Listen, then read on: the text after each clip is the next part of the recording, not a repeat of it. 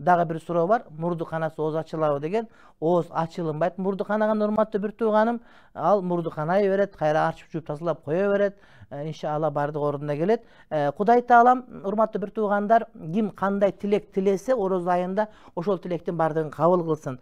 Ким кандай ниет орозуна кармаган болсо, Кудай таалам ошол ниеттерге жеткизген болсун. Кудай таалам баарыбызды жакшыга шерик, жамандан алыс кылсын. Обас оматтайбас таалай берсин. Кудай таалам биздин көкүрөккөдөн жүрөгүбүздө башка бирөөгө деген жек көрүү, жаман көрүүнүн баарын орозунун шарапаты менен жууп салган болсун. Карызы барлар карыздарынан кутулсун. Иш жокторго Кудай иш берсин, ажырашкандар жарасын, таарынышкандар табышсын, бойдоктор үйлөнсүн, карызы барлар карыздарынан кутулсун.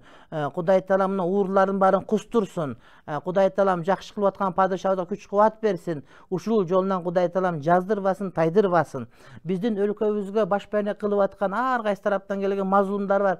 Кудайым ошол мазлумдарга Кудайым өмүрүнө береке берсин. Азыркы учурда мына Кытайда уйгур бир туугандар мазлум болуп турат. Мына Түркияда көп бир түрк туугандарыбыз мазлум болуп турат. Андан сырткары Сурияда, Египетте көп жерде кор болбогон мусулман калбай калды. Ушулардын баарына Кудай таалам жакшылык берген болсун.